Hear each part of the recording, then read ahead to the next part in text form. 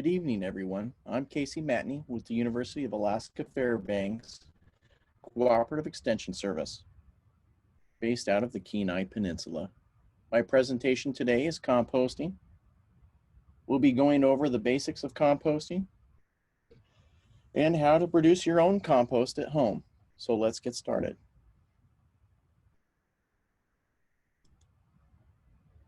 What is composting? It's natural recycling. When we compost, organic materials such as grass clippings, food and kitchen scraps, and leaves and brush, we are using the natural process of decay. Composting turns these materials into a valuable product called compost.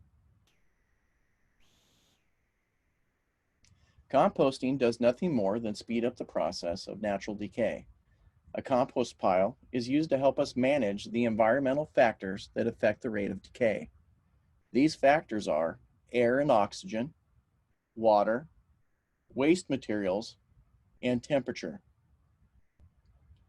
The rate of composting, decay, and the quality of the resulting compost depends on how well you control these factors. Why bother composting? Besides producing a valuable product, composting is recycling. It is one more way we can reduce the amount of waste we produce. Plus, we can save money at home and work on soil amendments and reuse resources.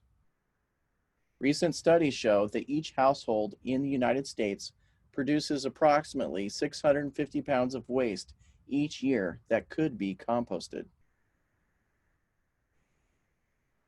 Residents, businesses, cities, and towns still need to deal with solid waste materials from yards and landscaping. The most economical way to manage these materials is to recycle them locally via composting, mulching, grass cycling, and making smart landscape choices. Compost provides many benefits to soil health. It supplies a wealth of organic matter, lightens and loosens soil by improving soil structure, buffers soil pH, promotes soil microbial activity, increases soil water holding capacity, helps retain soil nutrients, and lastly, over time, builds soil. Adding finished compost improves soil health, yields healthier plants, and saves you money. When you compost, you buy less soil amendments like peat moss. You also purchase less fertilizer and reduce the need for pesticides. Lastly, you provide benefits to the community by reducing the amount of yard materials set at curbs or taken to transfer sites and landfills. Compost cannot be considered a fertilizer, but it does contain important plant nutrients such as nitrogen, phosphorus, potassium, sulfur, boron, zinc, and copper. Compost will slowly release these nutrients to plants. The nutrients in compost are not readily leached and lost from the soil. For these reasons, compost greatly supports plant growth. Before using your compost, be sure it has finished the decay process. For instance, use the bag test or germination test. Incomplete compost could damage and kill plants, or it could tie up soil nitrogen.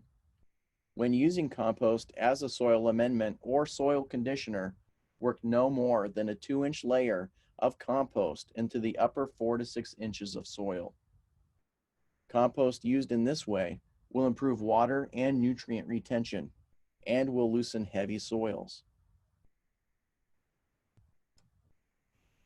Compost can be used as surface mulch. When used as a mulch, the depth should not exceed 3 inches. Piling too deeply can restrict airflow to the rooting area. Never pile compost or any mulch against the trunks of trees or shrubs. Doing so would create the ideal environment for moisture, insects, and pathogens to invade the plant. Keep compost 3 to 6 inches away from the trunk.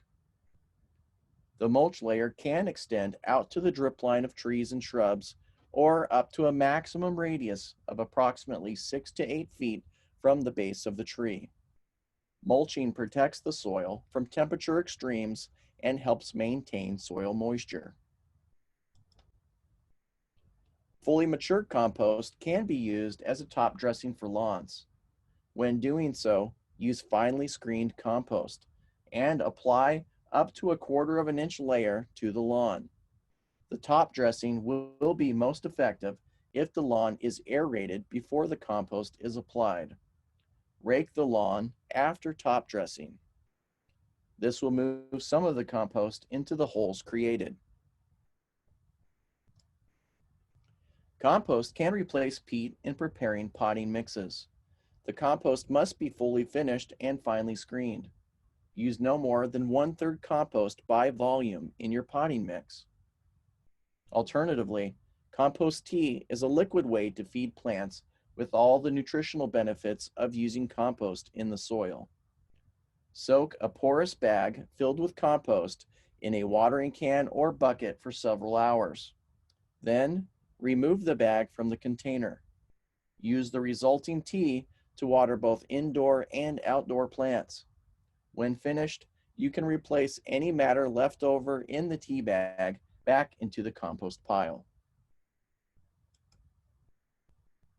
Again, composting is a natural process using resources you already have and is relatively easy to facilitate. Naturally occurring microorganisms, decomposers, consisting of bacteria and fungi, do the hard part of breaking down organic materials into compost.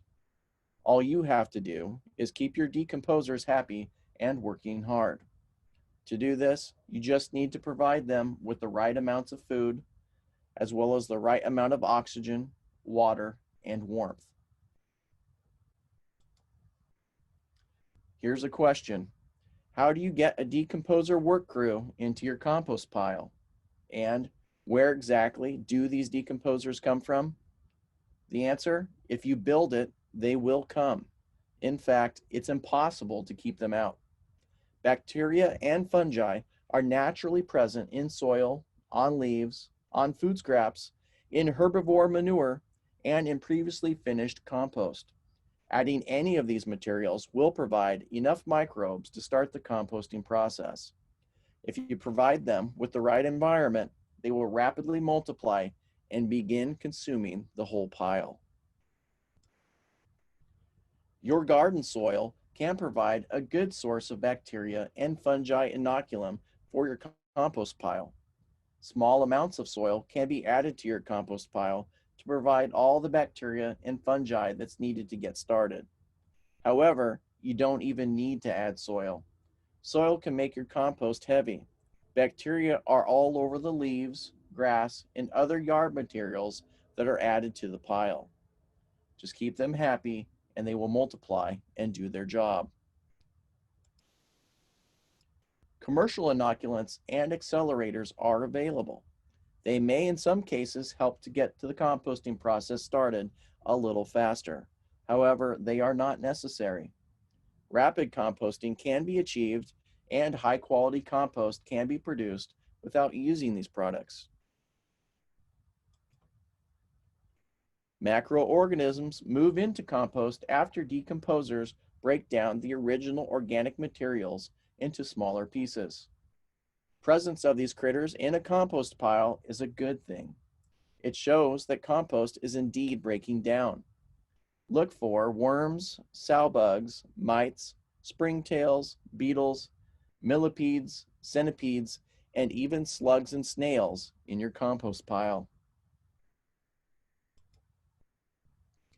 While any organic material can be composted, you should not try to compost everything. Choose the best materials.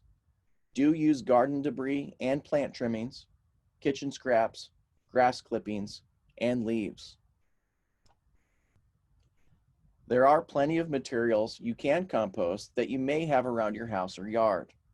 Feel free to use old potting soil, crushed eggshells, coffee grounds and filters, old hay, old straw, and most garden debris. For hot compost piles only, you can use manure from herbivores, pulled garden weeds, paper and cardboard, small twigs from shrubs and trees, as well as a little sawdust from untreated wood. You can also include a little hair, fur, natural fibers, and feathers. Spruce and pine needles can also be used, but should not exceed 10% of the pile. Be sure to shred and tear paper and cardboard before adding. Ideally, run small branches through a chipper shredder to make sure their pieces are small enough to decompose. Some organic waste should be left out of your backyard compost pile since they can cause problems. Items to avoid include meat, fish, and dairy products because of their tendency to attract pests and vermin, such as flies, rodents, bees, and bears. Some fish can be used, especially since it is so abundant here in Alaska, but you need a protected space and you need to use it sparingly. It is recommended for experienced composters only. Hard to kill weeds such as quackgrass, orange hawkweed, and other weeds that have gone to seed should be avoided. A hot compost pile can kill these weeds and seeds. However, most backyard compost piles do not usually get hot enough for long enough to do the job. Other items to exclude are ash from charcoal briquettes, thorny branches, large pieces of wood, and treated lumber. Treated lumber contains copper, chromium, arsenic, and/or creosote, which is harmful to the garden. Cat and dog manures tend to attract pests and could spread disease, especially parasites and E. coli. Most backyard compost piles do not get hot enough for a long enough period of time to be certain of destroying plant diseases or insects. So, to be sure you don't spread or reinfect your garden, do not put diseased or insect-ridden plants into the compost pile. Only do so if you can guarantee that all portions of your pile are heated to 130 to 140 degrees for 4 to 7 days each time you turn it. Maintaining heat at these temperatures during a composting cycle will often last for 4 weeks. Many people think it's necessary to add lime to the compost pile. This is not true. Finished compost is always near neutral, 7.0 in pH. High pH compost is not desirable, and adding lime to the pile will often create an ammonia odor. Adding wood ash is not recommended. Wood ash will tend to increase the salt content of compost. Wood ashes will also increase the compost pH and lead to an ammonia odor. Avoid using materials treated with pesticides, such as herbicides and pest killers. These may not break down completely during the composting process. Also, never use non-composted pesticide-treated grass clippings as mulch around trees. The chemicals are still active and can damage trees, shrubs, and other plants. Here's a question. Is it necessary to shred leaves, twigs, branches, and other coarse materials before putting them in the compost pile? It's not essential, but smaller particles will decompose faster than large ones. This is possible because small particles have more surface area. More surface area means the microbes have more areas to feed. Also, microbes have a hard time getting at the food trapped inside the deeper layers of large woody materials. If these large pieces of wood are cut and shredded and broken apart, this will speed up the decay process. But there is a potential negative side to shredding. As particles get smaller, airflow into the pile will decrease. This could cause the pile to become anaerobic, lacking in oxygen. When this happens, decomposition slows down and odors are generated. You can still compost with small particle-sized materials, but you will need to turn the pile more often to ensure oxygen is still reaching the microbes. Just like you, your decomposer workforce does best with a balanced diet. They need a balanced mix of high carbon materials, known as browns, and high nitrogen materials, known as greens. Here are some examples of brown materials.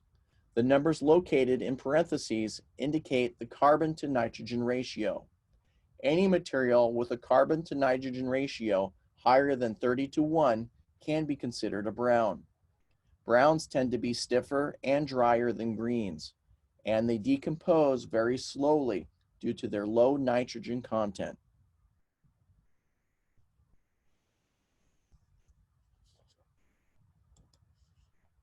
Greens are nitrogen-rich materials. They have carbon to nitrogen ratios that are less than 30:1. Greens also tend to be more wet and soft than browns. Greens decompose very rapidly due to their low carbon content.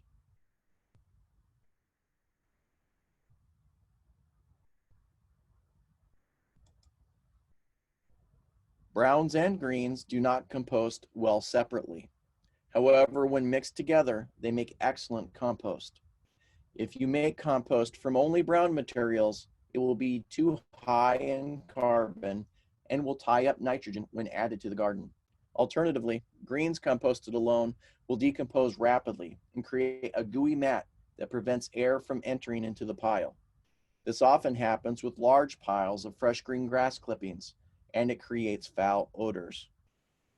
In general, browns tend to accumulate in the fall, while greens tend to accumulate in the spring. It is a good idea to stockpile browns over the fall and winter, and then gradually mix them with the greens the following year. In the background of this slide, you see a nice mix of browns and greens, ready to start composting.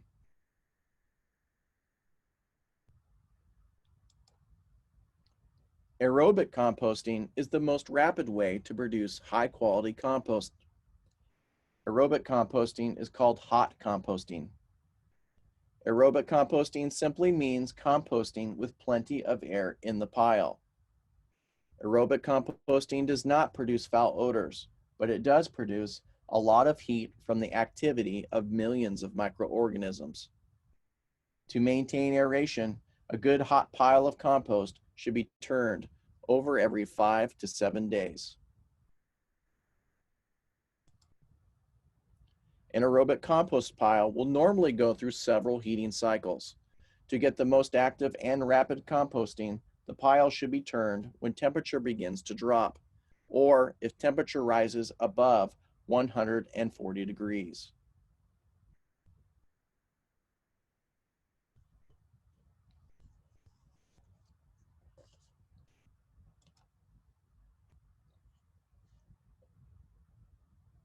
High temperatures are not essential for composting, but composting will proceed more slowly at low temperatures. Some of the common reasons for a compost pile not heating include the pile is not getting enough air, too much water is in the pile, preventing air from getting in, or too many browns were added to the pile.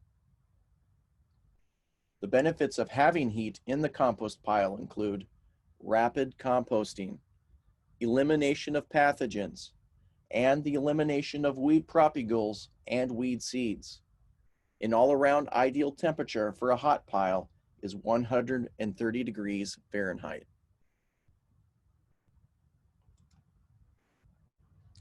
Fresh air more easily enters a hot pile.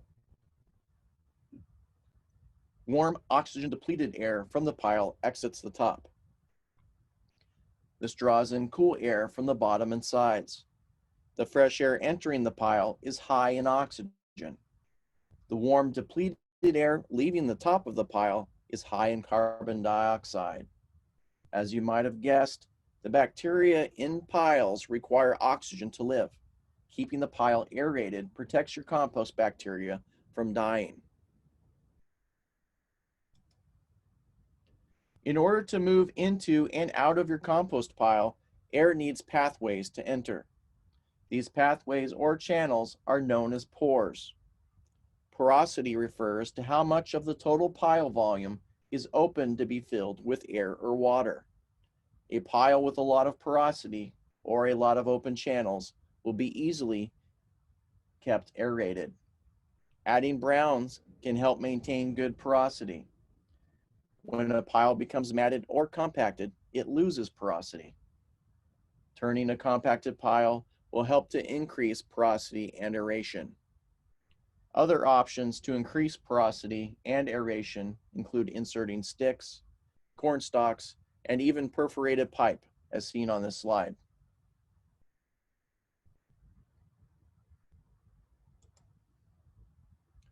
Turning or mixing the pile brings fresh, oxygen-rich air into the pile. Turning the pile is easier when nothing is in the way. Some people choose to use bins for composting, while others prefer an open pile for easy access. When working in bins or hard-to-reach piles, special turning tools may help mix the pile to some degree. Some of those tools are listed here at the bottom of this slide.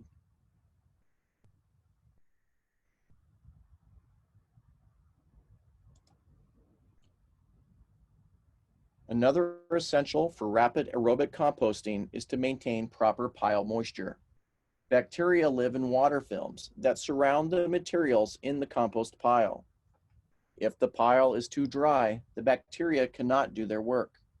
If the pile is too wet, the bacteria cannot get the oxygen they need. Your pile should be as damp as a wrung-out sponge. Here is how to check if your pile has the correct moisture content, which is 40 to 60% moisture.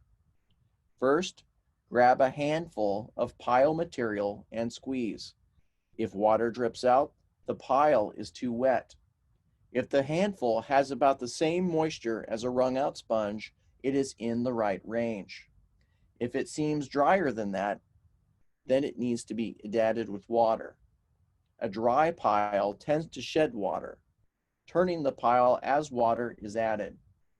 This helps to distribute water throughout the pile. If the pile is too wet, add some dry browns and turn the pile. Just turning the pile will allow some water to evaporate and fluff it up to allow fresh air to move in.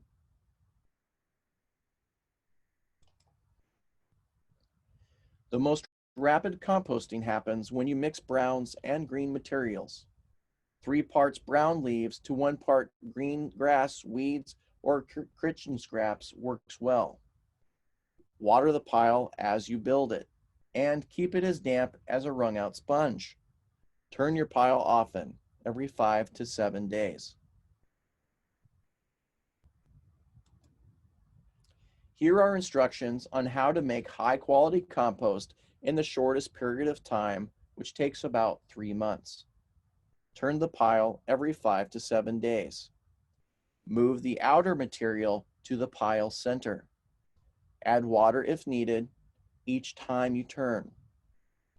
During the first few days and weeks, the temperature should reach 130 to 140 degrees. After about 4 weeks, the amount of heat produced will diminish and the compost will reduce to lower temperatures. When the microorganisms have finished their primary decomposition, the macroorganisms move in to finish the process. At this time, the pile will now have shrunk noticeably. Now wait another month before using the compost, just to be sure that the decomposition is complete and fully finished. The laid-back composter will add brown and green materials little by little over a long period of time. However, it is advised to always have the top layer be brown leaves, brown grass, hay, or paper to control odors and pests. Take care not to put in any weed seeds or diseased plants in a cool pile, since temperatures will not get hot enough to eliminate these problems. Have several bags of leaves or straw stored up so that in summer, when there is only green in the yard, you have browns to add. Water and turn the pile when convenient. In 6 to 12 months, you will have some finished compost on the bottom and in the center of the pile. It will take up to 2 years to get a full batch of finished compost using the cool pile method. There are several indicators to tell you when your compost is finished. The first thing you should notice is that it looks rich and dark and has a fresh, earthy smell. Also, you should no longer be able to recognize the materials you started with. You shouldn't be able to make out any leaves, straw, grass, or food scraps. Coarse woody materials like twigs and sticks may persist, and those can be pulled out or sifted. Lastly, your pile should be much smaller than what you started out with, and even when turned, the pile should not heat up again. There are some simple tests you can use to check and see if your compost is ready. With the first method, seal some moist compost in a plastic bag for 3 or 4 days. Open the bag and take a sniff. A foul odor indicates the compost is not mature. A rich earthy smell indicates the compost is finished. If you plan to use the compost in a potting mix, you should conduct a germination test. Plant some seeds in the compost and see if they germinate as well as in standard potting mix. If they don't, the compost is not ready. Use some common sense when you decide on where to put your compost pile. A shaded area helps to keep the pile from drying out in the summer. It also makes it more pleasant for you to work on hot sunny days. However, a sunny location is fine and will warm up faster in the spring and freeze later in the fall. Be sure the pile won't interfere with your other lawn and gardening activities. Place the compost pile in a convenient place so it will be easy to access. Compost areas can be part of an attractive garden design. Remember to leave adequate workspace around the pile for filling, emptying, and turning. You may want to include room for stockpiling browns. Also, have a place to store finished compost and keep it dry until you're ready to use it. You will want to have your pile within garden hose reach. Hauling water is hard work. Other considerations. Choose a spot that is well drained. You don't want your pile standing in water. Stay away from well water sources, and be sure any runoff from the pile won't get into the well. If the compost is made near where it will be used, beside the garden, you won't have to haul it so far. Keep at least 2 feet of airspace between a compost pile and a building for good air circulation. Finally, be considerate of your neighbors. Not everyone thinks a compost pile is a thing of beauty. Hopefully, there won't be any foul odors from your pile, but keep the pile where you can monitor the smell. You don't want a complaint from your neighbor or a bear wandering into your yard. There are many different options for compost bins. In fact, if you get serious about recycling your leaves, grass, yard trimmings, and food scraps, one bin will not be enough. Shown here is an example of a bin you can construct yourself. Bins generally work better than sprawling heaps. They are more attractive, use vertical space better, and are easier to turn. Here are some things to remember when you construct your own backyard composting bin. The ideal size is about a 3 foot by 3 foot by 3 foot, which is 1 cubic yard. The size is easy to keep aerated, easy to turn, but still large enough to maintain warm temperatures. Piles that are too big are difficult to maintain and often don't function as well as more appropriately sized piles. Here are some examples of manufactured bins that can be purchased. Manufactured bins vary in price, the tumbler units being the most expensive. Many of these bins come with covers and are often made with durable, recycled plastic. Most are also UV stabilized to last longer outside. These units are especially good for composting food scraps and small volume materials. Most manufactured bins are not large enough to compost large amounts of leaves, grass, and yard trimmings. You may need to have several commercial bins to handle your yard materials. or you may have a combination of commercial bins and a larger homemade bin.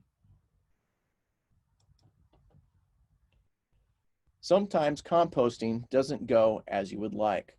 If problems do arise, here are some possible causes and cures. At the root of foul odors is poor aeration and lack of carbon material. To fix this, turn the pile and add dry browns. If you are adding kitchen scraps, be sure to mix them into the pile. A small pile of kitchen scraps on the top of your compost pile could start to smell and attract pests. Ammonia odor usually means you have too many greens in the mix. The extra nitrogen is being converted to ammonia. The solution is to balance the carbon to nitrogen ratio by adding more browns and mixing the pile. A pile may not heat for several reasons. It's difficult to get a small pile to heat when temperatures are cold. However, most people in Alaska should be able to compost from approximately May through September. Causes for not heating in warm weather include the pile is too small to trap the heat, or it is too dry for the bacteria to thrive. There might be poor aeration, meaning it's too wet or compacted, or it is lacking nitrogen, meaning it's low in greens. To fix the problem, you could wait for warmer weather, make the pile larger, add water, turn the pile, or add greens. Adding manure or green grass clippings is a good way to get a pile fired up. Getting high pile temperatures are not usually a problem for backyard composters. If your pile is too hot, it will slow the rate of composting, and it could be caused by a larger than needed pile and insufficient ventilation to let the heat escape. To reduce pile temperatures, make the pile smaller or turn the pile. You want to be sure your pile does not attract animal pests such as bears, dogs, rats, and insects. Meat scraps, fatty food wastes, and foul odors are usually what attract these pests. Remove the meat and fatty food scraps from the pile. Be sure to mix and bury all food scraps in the pile to a depth of 6 to 8 inches. If smaller animals are a consistent problem, use an animal-proof bin, such as a covered bin, trash can, or barrel bin. Bins made of small mesh wire screen also work well to keep animal pests out. Finally, worm composting is another option for composting food scraps. If you are interested in worm composting, check out our worm composting publication on the UAF CES website.